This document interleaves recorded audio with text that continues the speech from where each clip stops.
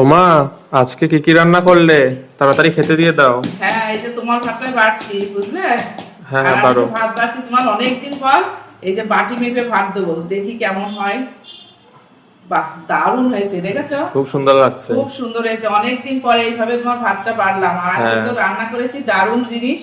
সেটা কি তোমাদের দেখাচ্ছে, এই যে গরম গরম দেখো ভাত ছেলের জন্য বেড়ে নিলাম। আর এই যে পেঁপে সিদ্ধ দিয়েছি, দেবো নাকি? হ্যাঁ, অল্প করে দাও। একটা দিই, পেঁপে সিদ্ধ খাওয়া ভালো, বুঝলে? এই যে হ্যাঁ। পেঁপে সিদ্ধ দিয়ে দিলাম একটা। আর কি বলো তো, এই দেখো ইলিশ মাছ ভাজা। হ্যাঁ, আর তো কিছু লাগবে না। আর এই কিছু লাগবে না, তার সাথে কি দেবো দেখো, এই যে ইলিশ মাছের তেল দিয়ে তেল। দিচ্ছি, এই দিয়েই খাওয়া হয়ে যাবে, বুঝলে? হ্যাঁ। ভাজা লঙ্কা দেবো নাকি? দাও, একটা দাও। একটা দেবো। এই দেখো এর মধ্যে লঙ্কা ভাজা করেছি, আর না কাঁচা লঙ্কা দেবো, তাই বলো? যেটা ভালো লাগে দাও। এক দেবো। এই দেখো, এই ইলিশ মাছ ভাজা দিয়ে এই লঙ্কা দিয়ে আমার খাওয়া হয়ে যাবে, আমার আর কিচ্ছু লাগবে না। হ্যাঁ। আর এই যে লেবু দিয়ে দিই, এটা হচ্ছে কাগজি লেবু, কিন্তু এই লেবুটা খেতে কিন্তু খুব ভালো লাগবে ইলিশ মাছের সাথে।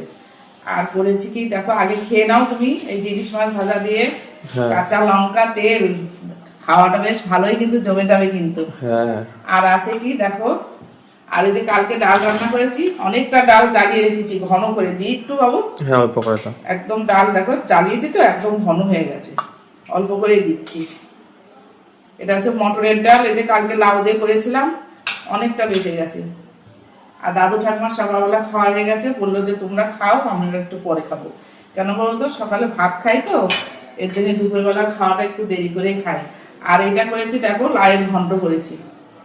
এটা মনে হচ্ছে ইলিশ মাছের মাথা দিয়েছো। ইলিশ মাছের মাথা, তেল সবকিছুই আছে এর মধ্যে। ও।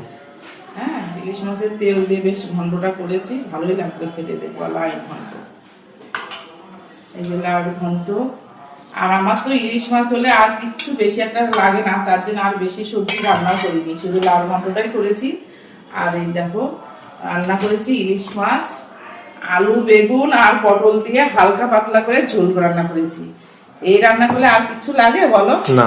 তার জন্যই আমি আর বেশি কিছু ইলিশ রান্না মাছ করলাম। ভাজা থাকলেই আর কিছু লাগে না। হ্যাঁ, এই যে ইলিশ মাছ ভাজা দিয়েছি, এই মাছ একটা দিই। হ্যাঁ হ্যাঁ হ্যাঁ, দাও। এক পিসই দিই, মাছগুলো বেশ বড় বড় সাইজ আছে। আর এই মাছ দিয়ে এই যে তোমার কাগজি লেবু দিয়ে খুব ভালো লাগবে খেতে।